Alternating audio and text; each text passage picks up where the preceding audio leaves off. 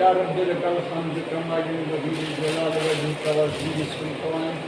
الحمد لله الذي وكفى والصلاة والسلام على عباده الذين اصطفى خصوصا على أفضلهم وخاتم النبيين محمد الأمين وعلى آله وصحبه أجمعين. أما بعد أعوذ بالله من الشيطان الرجيم. بسم الله الرحمن الرحيم. الحمد لله رب العالمين الرحمن الرحيم مالك يوم الدين إياك نعبد وإياك نستعين اهدنا الصراط المستقيم صراط الذين أنعمت عليهم غير المغضوب عليهم ولا الضالين آمين. صدق الله العظيم.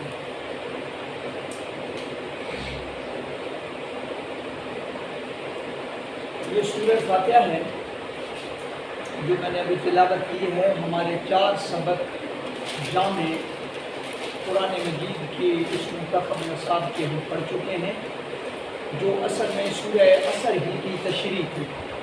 اور سورہ عصر میں یہ بات ہمارے سامنے آ گئی کہ اللہ سبحانہ و تعالیٰ نے زمانے کو گواہ بنا کر قسم کھا کے یہ ارشاد فرما دیا کہ ساری کی ساری انسانیت گھاٹے میں پڑنے والی ہے. اس میں سے استثناء کی صورت یہ ہے کہ 4 کام کرنے والے اس گھاٹے سے بچ جائیں: ایمان، عمل صالح، حق بات کی تاکید و تلقین اور اس کے صبر کی تاکید و تلقین. اب یہ جو 4 شرائط سورہ عصر کی ہمارے سامنے آئیں، ان میں پہلی شرط ایمان. اب جو بھی آگے ہم قرآن مجید کی کچھ اور مقامات اس سورہ فاتحہ سمیت دیکھیں گے، اس میں موضوع ایمان ہے. سورہ فاتحہ اس موضوع پر پہلا مقام ہے جس کو ہم پڑھنے جا رہے ہیں. یہ قرآن مجید کے فلسفہ و حکمت کی اساس ہے، بنیاد ہے. سورہ فاتحہ جو اللہ کے نبی صلی اللہ علیہ وسلم پر وحی نازل ہوئی، اس میں یہ پہلی سورت ہے جو یک مشورت کی شکل میں نازل ہوئی. ہم جانتے ہیں کہ پہلی وحی آپ صلی اللہ علیہ وسلم پر غار حرا میں سورہ الگ کی 5 آیات ہیں. اقرأ بسم ربک الذی خلق. دوسری وحی سورہ نون کی ابتدائی 7 آیات تھی. اس سورہ نون کا دوسرا نام سورہ قلم بھی ہے. 29ویں پارے میں آتی ہے. یہ اپنی پوائنٹس میں کو ذرا نوٹ کیا کریں، یہ پھر سوال بنتا ہے. تیسری وحی سورہ مزمل کی 7 آیات تھی. چوتھی وحی نبی صلی اللہ علیہ وسلم کو جو ہوئی وہ سورہ مدثر کی 7 آیات تھی. اور یہ مفسرین علماء کے نزدیک غالباً 5واں موقع ہے جب یہ وحی نازل ہوئی ہے. اور یہ سورہ فاتحہ تھی اور یہ بھی 7 آیات. اس کی 7 آیات کا تعین سورہ حجر میں بھی آتا ہے. وَلَقَدْ آتَيْنَاكَ سَبْعًا مِنَ الْمَثَانِي وَالْقُرْآنِ الْعَظِيمِ. تاکہ ہم نے آپ کو اے پیغمبر صلی اللہ علیہ وسلم 7 بار بار دہرائی جانے والی آیات عطا فرمائی اور قرآن عظیم عطا فرمایا. ایک مفہوم یہ بیان کیا. اور بعض نے کہا کہ وہ تفسیری ہے اور اسی سورہ فاتحہ ہی کو قرآن عظیم کہا گیا ہے کہ ہم نے آپ کو 7 بار بار دہرائی جانے والی آیات یعنی قرآن عظیم عطا فرمایا. تو یہ 7 بار بار دہرائی جانے والی کیسے ہوئی؟ 7 آیات سورہ فاتحہ یہ نماز کا جزو لازم ہے. اس کے بغیر نماز نہیں ہوتی. تو گویا کہ ایک مومن جو ہے وہ 5 وقتہ نمازوں میں جتنی رکعتیں ہیں ہر رکعت میں اس سورہ فاتحہ کو ضرور پڑھتا ہے. یہ بار بار دہرائی جانے والی ہے. پھر یہ کہ 2 دفعہ نازل ہوئی اور اس کی عظمت قرآن مجید سے ثابت کہ اللہ کے رسول کو یہ فرمایا جا رہا ہے کہ ہم نے آپ کو وہ صورت عطا فرمائی ہے کہ جو قرآن عظیم ہے. رسول اکرم صلی اللہ علیہ وسلم نے ایک مرتبہ ابی بن کعب رضی اللہ تعالی عنہ، جن کو صحابہ کی جماعت میں سب سے بڑا قاری قرآن کا مانا جاتا ہے، خود رسول اکرم صلی اللہ علیہ وسلم نے فرمایا اقرأہم ابی بن کعب. جماعت کے صحابہ کا جب اللہ کے رسول ذکر کرتے تو کسی صحابی کا وصف جو عروج پہ ہوتا تو اس میں کہہ دیتے نا کہ اخدفنہم علی بن ابی طالب، یا حضرت ابو بکر کی بات کی تو اصدقہم ابو بکر صدیق، تو ان ارحمہم لامتی ابو بکر، تو یہ سب سے زیادہ رحم کرنے والے. اس کا مطلب نہیں کہ دوسرے صحابہ رحم کرنے والے نہیں تھے، یعنی یہ وصف و تمام و کمال ایک صحابی کی شخصیت میں اس مقام پر تھا کہ شاید دوسرے اس پر نہیں پہنچ سکتے۔ اسی طرح ابی بن کعب کو اللہ کے رسول نے فرمایا یہ سب سے بڑے قاری ہیں صحابہ کی جماعت میں۔ ان سے پوچھا اللہ کے رسول صلی اللہ علیہ وسلم نے کہ کیا میں تمہیں یہ بتاؤں کہ ایک ایسی صورت کا پتہ دوں کہ جو صورت نہ تو اس طرح کی صورت تورات میں نازل ہوئی، نہ انجیل میں نازل ہوئی، نہ ہی قرآن میں نازل ہوئی؟ انہوں نے کہا یا رسول اللہ ضرور بتائیں۔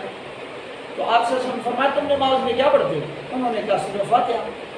اس سے ان کا علم، ان کی جو تفقہ ہے اس کی بھی پتہ چلتا ہے۔ حضور نے ابی بن کعب ہی سے پوچھا تھا کہ قرآن مجید کی عظیم آیت کون سی ہے؟ تو انہوں نے کہا آیت الکرسی۔ تو رسول اللہ صلی اللہ علیہ وسلم کے سینے پہ ہاتھ کی تھپکی دیتے ہوئے تحسین کی شاباش تمہیں علم مبارک ہو، غور و فکر کرتے۔ تو صحابہ کے اندر ان کا یہ مقام ہے۔ ان کو اللہ کے رسول صلی اللہ علیہ وسلم نے یہ فرمایا۔ اس صورت کے کئی نام اور بھی ہیں۔ فاتحہ کھولنے والی قرآن کی ابتدا ہوتی ہے، پہلی صورت ہے، اس کے بعد قرآن مجید پورا ہے، صورتوں کا مجموعہ ہے۔ تو اس کا ایک نام ام القرآن ہے، ام ماں کو کہتے ہیں، اساس القرآن، قرآن کی جڑ بنیاد، گویا ہوئی بات کہ جو اس فرمانے میں آ گئی کہ سبع من المثانی والقرآن العظیم، وہی بات یہاں بھی کہ ام القرآن ہے، اساس القرآن ہے۔ اور اس صورت کا ایک نام الکافیہ بھی ہے، کفایت کرنے والی۔ تمام مضامین اس کے اندر قرآن مجید میں جو پھیل کے آئے ہیں وہ یکجا ہو۔ اور شافیہ بھی اس صورت کا نام ہے، شفا۔ ویسے پورے قرآن مجید کو بھی شفا کہا گیا۔ یا ایھا الناس قد جاءتکم موعظۃ من ربکم وشفاء لما فی الصدور۔ اور سورہ بنی اسرائیل میں آتا ہے وَنُنَزِّلُ مِنَ الْقُرْآنِ مَا هُوَ شِفَاءٌ وَرَحْمَةٌ لِّلْمُؤْمِنِينَ۔ تو قرآن مجید شفا ہے، لیکن اصل شفا جس حوالے سے قرآن مجید کو بنایا گیا وہ اصل میں انسان کی باطنی امراض کی شفا ہے۔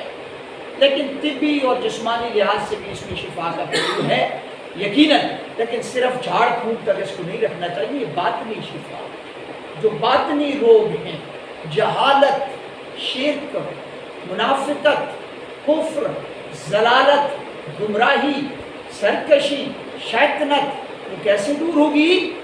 جب قرآن سینے میں جائے، قرآن سے شغف ہوگا، قرآن کا مطالعہ ہوگا، اس کے اوامر پر، حکموں پر عمل ہوگا، اس کے نواہی سے ان سے رکنے کا معاملہ ہوگا، تو قرآن شفا بن جائے گا انسان کے لیے ظاہری اور باطنی دونوں۔ اسی طریقے سے یہ صورت کا منفرد انداز ہے تمام صورتیں جو قرآن مجید کو ان میں کہ یہ اللہ سبحانہ و تعالیٰ نے دعائیہ انداز میں نازل کی۔ یہ دعا اللہ کے رسول کا یہ فرمان بھی آپ نے شاید پڑھا ہوا، پہلے تو درسی کتابوں میں بھی ہوتا تھا، آج کل پڑھتے ہیں کہ نہیں، افضل الذکر لا الہ الا اللہ و افضل الدعاء الحمدللہ۔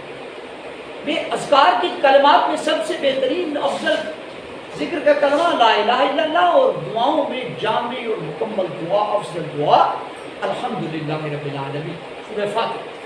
تو یہ دعائیہ انداز میں اللہ نے اتاری، اور ایک فطرت سلیم کا حامل بندہ جو فطری طور پر میلان رکھتا ہے اللہ سبحانہ و تعالیٰ کی پہچان جو اس کے وجود میں ہے، اس کا ابھی تک اس طریقے سے وہ بگڑی نہیں۔ اور پھر عقل صحیح، فطرت سلیم اور عقل صحیح، یہ دونوں جب جمع ہوتی ہیں تو انسان کو حکمت عطا ہوتی ہے، اور حکمت کا منبع یہ سورہ فاتحہ ہے، اور حکمت کا منبع پورا قرآن مجید ہے۔ دعائیہ اسلوب میں اس کے اتارے جانے کا مطلب کہ اللہ سبحانہ و تعالیٰ کی جناب میں اس کی تعریف کر کے، اس کی مناجات کر کے، اس کی صفات کا اقرار کر کے پھر اس سے مانگا۔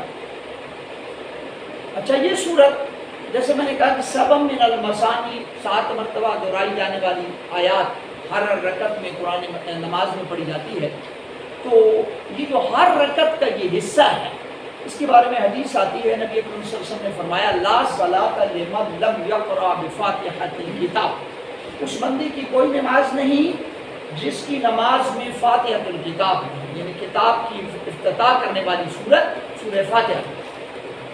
تو یہ ہر رکعت میں لازم ہے البتہ اس کے بارے میں کچھ فقہی اختلافات ہیں، 3 درجوں میں اختلافات ہیں۔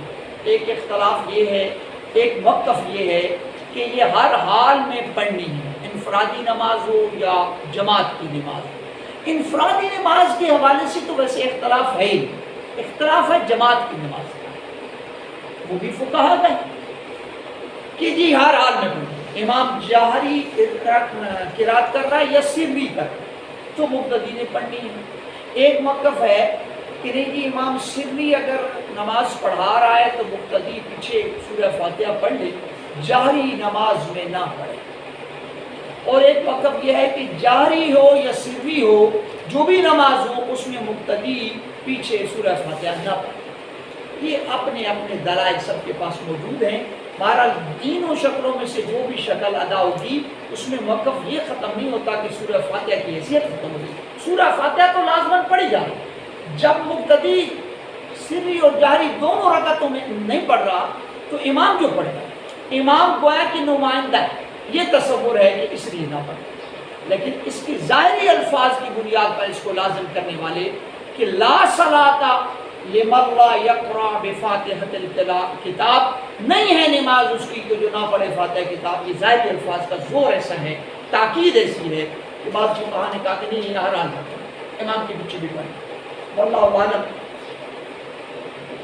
گرامر کے اصولوں کے مطابق یہ سورہ 3 جملوں پر مشتمل ہے، آیات 7 ہیں لیکن جملے 3۔ پہلی جو 3 آیات ہیں، الحمدللہ رب العالمین الرحمن الرحیم مالک یوم الدین، یہ 3 مل کے ایک جملہ ہوتا ہے۔ اس کے بعد مرکزی آیت ہے ایاک نعبد و ایاک نستعین، یہ ایک جملہ، اور آگے کی 3 آیات جو ہیں وہ پھر ایک جملہ۔ تو 3 جملوں میں اس کو ہم تقسیم کرتے ہیں، پہلا جملہ 3 آیات پر مشتمل، دوسرا 1 آیت پر، تیسرا 3 آیات پر مشتمل۔ اس صورت کا ایک انداز مکالمے کا بھی حدیث میں ملتا ہے۔ مسلم شریف کی روایت ابو ہریرہ رضی اللہ تعالی عنہ فرماتے ہیں کہ یہ صورت نماز میں جو اتنی اہمیت کی حامل ہے، تو اللہ سبحانہ و تعالیٰ کا ارشاد ہے، حدیث قدسی ہے، قسمت الصلاۃ بینی و بین عبدی نصفین، میں نے نماز کو اپنے اور بندے کے درمیان برابر برابر تقسیم کر دیا ہے۔ وہ کیسے؟ حدیث میں آتا ہے کہ بندہ جب کہتا ہے الحمدللہ رب العالمین، تو اللہ سبحانہ و تعالی بندے کی اس جملے کے بدلے میں ارشاد فرماتا ہے حمدنی عبدی، میرا بندہ میری حمد کر رہا ہے۔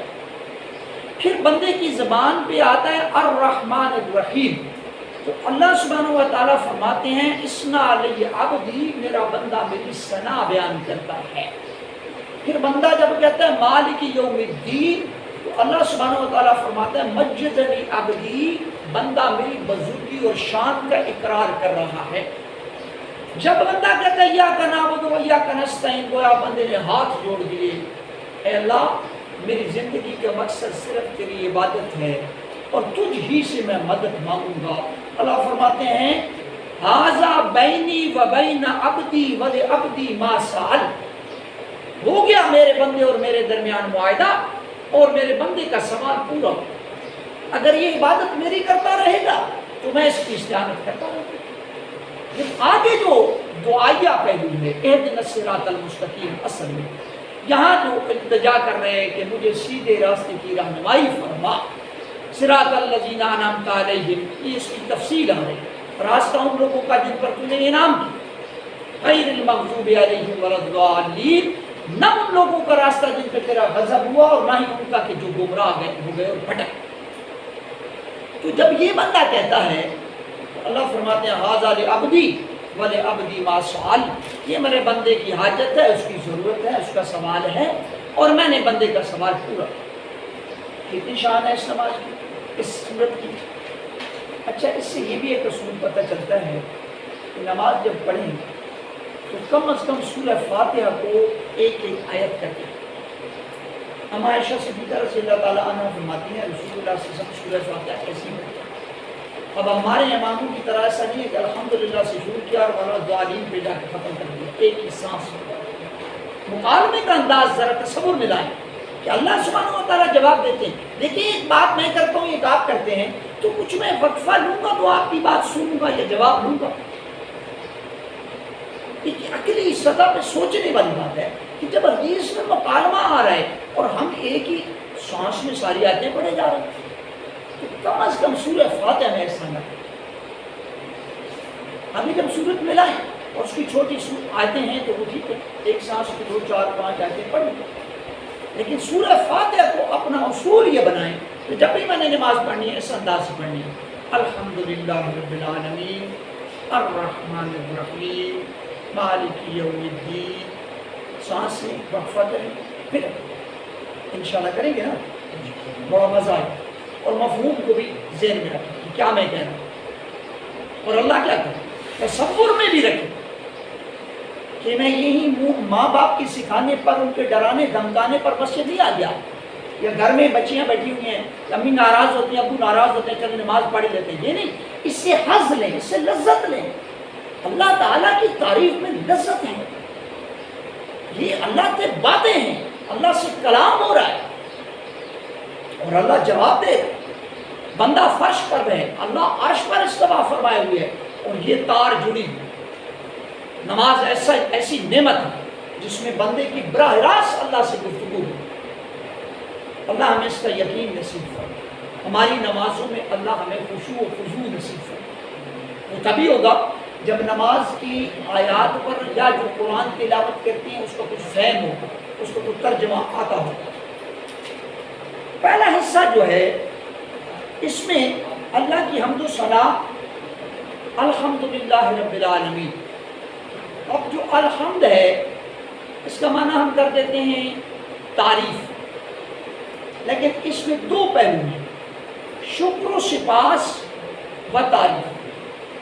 اللہ سبحانہ و تعالیٰ کا شکر اور تعریف، یہ دونوں اس الحمد میں آتے ہیں۔ سب شکر سب تعریف اللہ کی، جو جہانوں کا پروردگار رب کے بھی 2 معنی آتے ہیں، پروردگار پالنہار، تدریجاً آگے بڑھانے والا، اور رب کا معنی مالک، عربی بھی کہتے ہیں رب الدار، گھر کا مالک۔ اور سورہ قریش میں آتا ہے فَلْيَعْبُدُوا رَبَّ هَٰذَا الْبَيْتِ، قریش کو کہا گیا تو عبادت کرو تم اس گھر کے رب کی، یعنی اس گھر کے مالک، بیت اللہ۔ تو رب دونوں معنی میں آ گیا، اور تمام جہانوں کا پروردگار اور مالک ہے۔ الرحمن الرحیم، اس میں 2 صفتیں، رحمان اور رحیم 2 وزنوں پر 2 صیغوں میں آئی ہیں، صفت ایک ہی، رحمت۔ اس میں جو رحمان کا وزن ہے یہ فالان کا ہے، جس میں طوفان ہوتا ہے، جذبات ہوتے ہیں، اور رحیم میں ٹھہراؤ ہے، تدریج ہے، تسلسل ہے۔ اللہ کی رحمت کا دونوں شانوں کا ہم مشاہدہ کرتے ہیں، کبھی بارش ہوتی ہے آنن فانن، بارش آئی اور زمین گل تھل، یہ بھی رحمت ہے، اور کبھی بارش برستی ہے کہ لمبی ایک جھڑی لگی ہوئی ہے، پورا دن 2 دن لگی ہوئی ہے، رم جھم فوار پڑ رہی ہے، یہ بھی رحمت ہے۔ تو جو دونوں انداز اللہ سبحانہ و تعالیٰ کی رحمت کے ہیں، جوش بھی ہے، آنن فانن بھی، آغوش میں لینے والی اس کی رحمت، اور مسلسل بھی اس کی رحمت ہے، جس سے ہم کبھی بھی یہ پیچھے گڑبڑ کر رہے ہیں۔ آپ بچے 3 بچے گڑبڑ کر رہے ہیں، 4، میں ان چیزوں کے بہت خلاف ہوں۔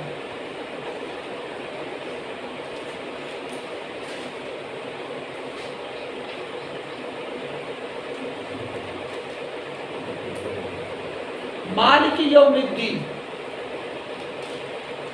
روز جزا کا مالک، سب کچھ اس کی اختیار ہے۔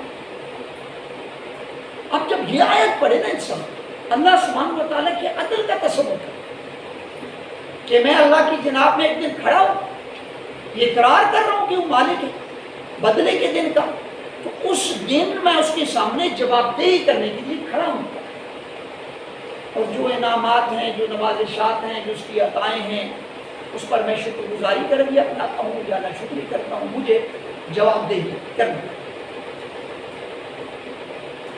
دوسرے حصہ میں معاہدہ، ایاک نعبد و ایاک نستعین۔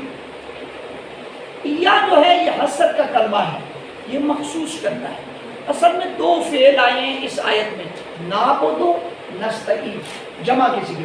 نعبد کا معنی ہے ہم عبادت کرتے ہیں، نستعین کا معنی ہے ہم استعانت اور مدد طلب کرتے ہیں۔ اس سے پہلے ایا جو لگا دیا، ایاکا، تجھ ہی کی عبادت کرتے ہیں، تیری ہی عبادت کرتے ہیں، اور تجھ ہی سے یہ حسر پیدا کرنے کے لیے، یعنی کسی اور سے نہیں۔ ایسا نہیں کہ تجھ سے بھی مدد مانگتے ہیں اور کچھ اور بھی ہیں ان سے بھی مانگتے ہیں۔ توحید اس کی اجازت نہیں دیتی۔ مدد کرنے والا صرف اللہ ہے، مدد کے لیے پکار صرف اللہ کی ہے، کسی ولی، کسی بزرگ، کسی نبی، کسی فرشتہ کی کوئی مدد نہیں۔ ہاں اللہ چاہے تو مدد کروا دے فرشتے کے ذریعے سے، اللہ چاہے تو کسی اور مخلوق سے مدد کروا دے، وہ اللہ کا معاملہ ہے۔ ہم نے پکارنا اللہ کو، ہم نے مانگنی مدد اللہ سے۔ اللہ کی آگے تدریج ہے وہ کس ذریعے سے ہماری مدد کرتا ہے، اسباب کے تحت، لیکن پکار صرف اسی کی ہوگی۔ اور یہ ہم وعدہ کرتے ہیں ہر رکعت کے اندر، تیری ہی عبادت کرتے ہیں اور تجھ ہی سے مدد طلب۔ اچھا پھر یہ بھی دیکھیں کہ نعبد و مضارع کا صیغہ، نعبد و مضارع کا صیغہ، اور مضارع میں دو زمانے ہوتے ہیں، حال بھی اور مستقبل بھی، یعنی تیری عبادت کرتے ہیں اور تیری عبادت کرتے رہیں گے، تجھ سے مدد مانگتے ہیں اور تجھ ہی سے مدد مانگتے رہیں گے ہمیشہ کے۔ میری جو زندگی کے باقی لمحات اس میں بھی ہے۔ تو ایک پختہ عہد کرنے کے بعد آگے بڑھتا ہے بندہ، اور اس میں اللہ کا یہ ارشاد ہو رہا ہے کہ ھذا بینی و بین عبدی ولعبدی ما سأل، یہ ہوا میرے اور میرے بندے کے درمیان معاہدہ، اور میرے بندے کا سوال پورا کیا جائے۔ اور آگے بڑھتا ہے بندہ، اب کہتا ہے اہدنا الصراط المستقیم۔ اللہ کی پہلے شان بیان کی، تعریف کی، اس کی صفات کا ذکر کیا، پھر اپنے مقصد زندگی کو ذکر کیا۔ اچھا عبادت کو بھی ہم بڑا محدود لیتے ہیں، اس کو بھی تھوڑا سا دیکھ لیں۔ عبادت عبد سے بنا ہے۔ عبد کا معنی اردو میں غلامی ہوتا ہے، عبد کا معنی غلام ہے، اور بندگی اور بندہ یہ فارسی میں، یہ تین معنی ہیں، عربی میں عبد، فارسی میں بندہ، اردو میں غلام۔ اچھا غلام جو ہوتا ہے وہ ہر وقت غلام ہوتا ہے، صبح بھی شام بھی، سوئے ہوئے بھی اٹھتے ہوئے بھی، مالک کی گویا کی ملکیت ہوتا ہے، آقا کی ملکیت ہوتا ہے، اس کا وجود تک، اس کے آرام کا، کھانے پینے کا معاملہ بھی اس کا اپنے ذاتی اختیار میں ہے۔ غلامی کا اگر ہم تصور کریں، آج کل غلامی ہے نہیں، غلام پورے کا پورا مضمون منت ہوتا ہے مالک۔ تو یہ جو عبادت ہے، ایک انسان اللہ سبحانہ و تعالیٰ کے تمام حکموں کا ہر وقت پابند ہے، یہ عبادت ہے۔ ہم عبادت کا اطلاق صرف نماز روزے حج پہ کر دیتے ہیں، نماز روزہ حج زکوٰۃ یہ عبادات ہیں، عبادت کا ایک جز ہے، عبادت کے لیے انسان کو مضبوط کرتی ہیں، لیکن یہ کل عبادت نہیں ہے۔ اسی لیے معاملات میں ڈنڈی مارو گے پکڑے جاؤ گے، دھوکہ کرو گے اللہ کے سامنے کھڑے کر دیے جاؤ گے، ملاوٹ کرو گے اللہ کے رسول نے کہا ہماری امت سے نکل جاؤ، ملاوٹ کرنے والا ہم میں سے نہیں۔ گویا کہ عبادت تو ہر پہلو، ہر لمحہ، ہر حال، ہر معاملے میں اللہ کی غلامی کا نام ہے، اللہ کی بات ماننے کا نام ہے۔ جب یہ کریں گے تو پھر اللہ سبحانہ و تعالیٰ مدد بھی کرے، کیونکہ اللہ کا جو معاملہ ہے بندے کے ساتھ یہ دو طرفہ ہے۔ فاذکرونی اذکرکم، تم میرا ذکر کرو، مجھے یاد رکھو، میں تمہیں یاد رکھوں گا۔ واشکرونی ولا تکفرون، اور میرے شکر گزار بنو اور نہ شکر مت۔ یہ اللہ سبحانہ و تعالیٰ کی مدد اور اس کی نصرت اور اس کی استعانت کو حاصل کرنے کے لیے ٹوٹلی سرنڈر کرنا، اللہ کے سامنے بچھنا، سر تسلیم خم کرنا ہے، اس کے تمام حکموں کے اوپر لبیک کہنا ہے، ان پر عمل کرنا ہے، تب بندگی کی شان پوری ہوتی ہے۔ اور اسی لیے اللہ سبحانہ و تعالیٰ نے قرآن مجید میں انسان کی تخلیق کو بیان کیا، وَمَا خَلَقْتُ الْجِنَّ وَالْإِنسَ إِلَّا لِيَعْبُدُونِ، ہم نے انسان اور جنوں کو صرف اپنی عبادت کے لیے پیدا کیا۔ اب دیکھیں انسان کیا ہر وقت عبادت کرتے ہیں؟ نماز روزہ حج زکوٰۃ اگر عبادت ہے تو ہر وقت وہی کرتے رہتے ہیں؟ نہیں، جو بھی کام کر رہے ہیں اللہ کے حکموں کے مطابق کر رہے ہیں تو اللہ کی غلامی کر رہے ہیں، بندگی کر رہے ہیں، یہی عبادت ہے۔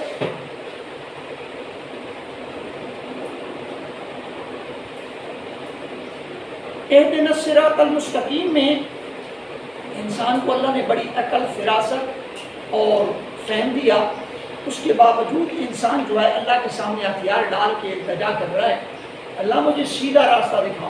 یعنی یہ جو زندگی کا راستہ ہے، اس میں جو میلانات و رجحانات ہیں میرے نفس کے اور شیطان کی اکساہٹ ہے اور بگڑا ہوا ماحول ہے، اس نے بھی اپنے طور پر مجھے قابو کیا ہوا ہے، اور تیری ہدایت پر چلنا میں اپنے ارادے، اپنے قصد، اپنی علم کی بنیاد پہ چل نہیں سکتا، لہذا تو میری انگلی پکڑ اور مجھے چل۔ اللہ سبحانہ و تعالیٰ سے جب ہم یہ دعا کرتے ہیں تو اس میں علماء نے کہا کہ یہ تینوں مفہومات ہیں۔ اللہ مجھے ہدایت سجا، پہلے تو ہدایت سجا، ہدایت ہے کیا، پھر ہدایت پہ قائم رکھ، اسی پہ میں چلتا رہوں اور اسی پہ میرا اختتام فرما۔ دیکھیں انسان کی اگلی زندگی کیسی ہونے والی ہے یہ کسی کو پتہ نہیں۔ شیطان ہمارا اولین دشمن، اس نے بڑے بڑے لوگوں کو تباہ و برباد کر دیا، ان کی پچھلی زندگی بہت خوبصورت رہی، آخر میں کوئی ایسا بلنڈر کروا دیا تو اس کا اختتام غلط ہو۔ اس لیے اللہ سبحانہ و تعالیٰ سے ہدایت کی دعا اس مفہوم میں مانگنی ہے۔ فی نفسی ہدایت کیا ہے؟ جیسے الفاظ آتے ہیں کہ اللہم ارنا الحق حقا، اللہ ہمیں حق کا حق ہونا دکھا، حق کا حق ہونا سمجھا۔ ایسا نہ ہو کہ کوئی چیز حق نہ ہو اور ہم اس کو حق سمجھ رہے ہیں اپنی کم علمی، کم فہمی کی وجہ سے۔ وَأَرِنَا الْبَاطِلَ بَاطِلًا، اور باطل کا باطل ہونا دکھا۔ اور اللہ کے رسول صلی اللہ علیہ وسلم نے بھی فرمایا کہ وہ نظر کی جو حقیقت کو نہ دیکھے اس کی کوئی حقیقت، اس لیے حضور دعا کرتے تھے اللہم ارنی حقیقت الاشیاء، اللہ مجھے چیزوں کی حقیقت دکھا، اس کی تہ تک حقیقی جو اس کا پس منظر ہے وہ مجھے دکھا۔ بعض دفعہ بندہ کسی چیز کو دیکھ لیتا ہے لیکن وہ سمجھتا ہے کہ یہ آگ ہے، لیکن وہ آگ نہیں ہوتی۔ اسی طریقے سے سراب جو ہوتا ہے ریگستان کے اندر ریت چمک رہی ہے، بندہ سمجھتا ہے پانی ہے لیکن پانی نہیں ہوتا۔ تو حقیقت اور چیز ہے، دیکھنا اور چیز ہے، حقیقت تک رسائی اللہ کی توفیق سے، چیز کا ایک ظاہر ہے اس کا باطن۔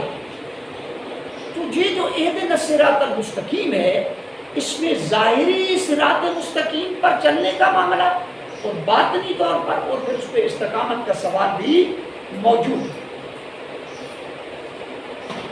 پھر اس راستے کی وضاحت بھی کرتا ہے بندہ، اللہ جو راستہ میں تجھ سے مانگ رہا ہوں جس پر تو مجھے چلا، وہ ان لوگوں کا راستہ ہو جن پر تیرا انعام ہو، صراط الذین انعمت علیہم۔ یہ لوگ کون سے ہیں جن پر انعام ہوا؟ قرآن مجید کی بعض مقامات کی تفسیر بیان کرتے ہیں۔ سورہ نساء میں آتا ہے وَمَن يُطِعِ اللَّهَ وَالرَّسُولَ فَأُولَٰئِكَ مَعَ الَّذِينَ أَنْعَمَ اللَّهُ عَلَيْهِمْ، جو لوگ اللہ اور اللہ کے رسول کی اطاعت کرنے والے ہیں یہ لوگ ان کے ساتھی ہوں گے جن پر انعام ہوا، من النبیین والصدیقین والشہداء والصالحین، 4 گروہوں کا ذکر، انبیاء، صدیقین، شہداء، صلحاء، یہ لوگ ہیں جن کا راستہ اللہ میں تجھ سے مانگ رہا ہوں۔ انبیاء سب سے اوپر ہیں، براہ راست اللہ سبحانہ و تعالیٰ کی منتخب کردہ جماعت ہے، اللہ نے جس کو نبی بنایا، پھر ان کی نبوت پر گواہی دینے والے شہید، شہداء گواہی دینے والے، اور پھر صدیق، یہ درجہ بھی صدیق کا اوپر ہے، شہداء کا نیچے۔ صدیقین نبوت سے بالکل نچلا درجہ ہے، البتہ یہ کسبی درجہ ہے، وہابی نہیں۔ وہابی وہ ہوتا ہے جو اللہ خود دے دیتے، یہ نبوت ہے، رسالت۔ کسبی وہ ہے کہ جس میں انسان محنت کرے اور پھر اس درجے تک پہنچے۔ تو صدیقیت یہ وہ مقام ہے جو عام انسانوں کے، اشرف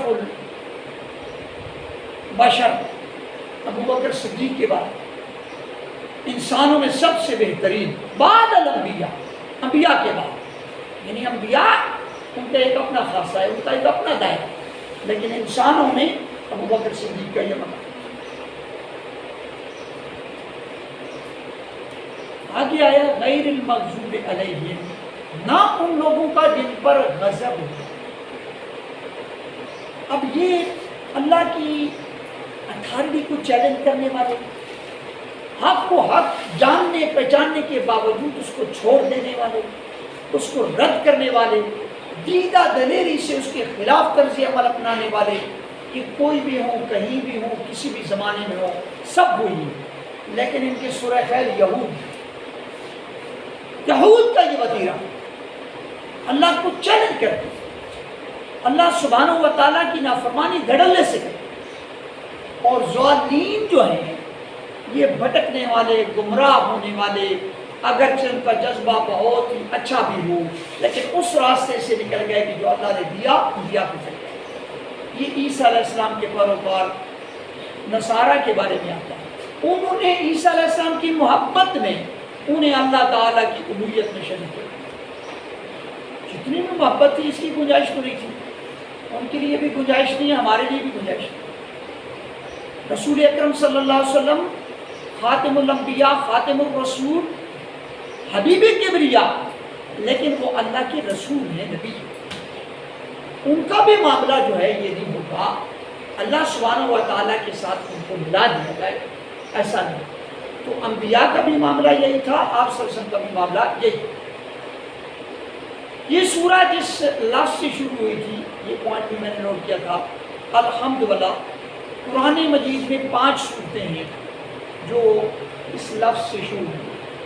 سورہ فاتحہ ہے، پھر سورہ انعام آتی ہے، الحمدللہ الذی خلق السماوات والارض وجعل الظلمات والنور۔ یہ سورہ انعام کے بعد 15ویں پارے میں سورہ کہف آتی ہے، الحمدللہ الذی انزل علی عبدہ الکتاب۔ تعریفوں کے لائق وہ اللہ جس نے اپنے بندہ خاص پر کتاب اتاری۔ پھر جاتے ہیں ہم جب 22ویں پارے میں، تو سورہ سبا ہے، الحمدللہ الذی لہ ما فی السماوات والارض، اور اس کے بعد سورہ فاتر، الحمدللہ فاطر السماوات والارض۔ یہ 5 سورتیں الحمد کے کلمے سے شروع ہوتی ہیں پورے قرآن مجید میں، اور نبی اکرم صلی اللہ علیہ وسلم نے تشریح کی جب بندہ مومن کہتا ہے مالک یوم الدین، اے اللہ تو مالک ہے روز جزا کے دن کا، اس میں جو کیفیت بنتی ہے محاسبے کی، اس کی حدیث میں آتا ہے کہ اللہ کے رسول نے فرمایا واللہ لتموتن کما تنامون، اللہ کی قسم تمہیں موت آئے گی جیسے تم ہر روز مر جاتے ہو۔ یہ تنامون نوم سے ہے، نوم کا معنی نیند ہے، نیند بھی ہر روز انسان کرتا ہے، ایک لحاظ سے وہ موت کی مشابہت اختیار کرتا ہے، لیکن ایک حقیقی موت بھی آئے گی۔ اللہ کی قسم تمہیں موت آئے گی جیسے تم ہر روز سو جاتے ہو، ثم لتبعثن کما تستيقظون، پھر تمہیں اٹھایا جائے گا۔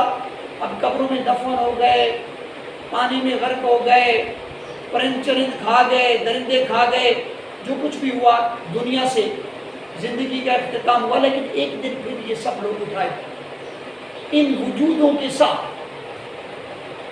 تو تم لازماً اٹھائے جاؤ گے جیسا کہ تم سو کے اٹھتے ہو۔ ثم لتحاسبن بما تعلمون، تعملون، اور پھر تمہارا لازمی محاسبہ ہوگا، تم سے پوچھ گچھ ہوگی جیسا کہ جو بھی تم عمل کرتے ہو۔ ثم لتجزون بالاحسان احسانا وبالسوء سوءا، پھر تمہیں بدلہ دیا جائے گا اچھائی کا اچھائی سے اور برائی کی برائی سے۔ مالک یوم الدین یہ اقرار ہے، اور وہ بدلہ دو شکلوں میں ہوگا۔ وَإِنَّهُمْ لَجَنَّةٌ أَبَدًا، یا تو ہوگا وہ جنت کی ابدی شکل میں، اور لنار ابدا، یا جہنم کی ابدی شکل۔ دونوں کیفیتوں میں سے ایک کیفیت جو ہے وہ ہوگی، یا تو تمہارا اختتام اچھا ہوا تو جنت کی شکل میں ہوگا، اور اگر برا ہوا تو جہنم کی شکل میں ہوگا۔ یہ کچھ گزارشات اس صورت کے متعلق تھی، میں نے آپ کے سامنے رکھ دی، اور اس صورت کو آپ خود بھی جا کے تفسیر کھول کے، کسی بھی مفسر کی تفسیر کو کھول کے اس کو پڑھ لیں، اور کم از کم اس کا معنی یاد کریں۔ اب سورہ فاتحہ میں جب معنی یاد کر لیں گے تو ایک اور بھی گزارش کر دوں کہ پوری نماز کا بھی ترجمہ ہے، پوری نماز کا اگر یہ کر لینا تو نماز کی کیفیت ہی اور ہو۔ یہ نماز کے اندر جو چھیڑخانیاں ہمارے بچے کر رہے ہوتے ہیں اور شرارتیں کر رہے ہیں تو پتہ نہیں ہم کیا کریں۔ جی کیا کہا؟ آئیے مفتی صاحب، ارشد صاحب جی۔ اچھا، یہ جو پیپر آپ کے ہوئے ہیں، پیپروں کا رزلٹ کمبائنڈ دے دیا خالد صاحب جی؟ یہ جو چیزیں آپ کے استاد بیان کرتے ہیں نا، تھوڑا سا توجہ اس طرف رکھنا کریں کہ پوائنٹ کو نوٹ کریں، بجائے اس کی کہ سنیں اور پھر بھلا دیں۔ اس کو جب لکھ لیں گے تو جا کے اس کو دوبارہ اگلے ہفتے تک، کیونکہ گیپ ہوتا ہے تو اس کو دیکھ لیں گے، یا پیپر جب ہوگا اس وقت اس کو دیکھ لیں گے تو یاد آئے، تو پھر کچھ ذہن میں دہرائی کرنے کی وجہ سے رہے گا بھی، ورنہ جیسے کلاس میں ہوتا ہے کہ بات ویڈیو چلے گئے، اس طرح سے پھر فائدہ خاص نہیں ہو۔ چلے پھر میرا تو پیریڈ مکمل ہو گیا، اب جب مجھے استاد آئیں گے تو اپنا پیریڈ لے لیں گے۔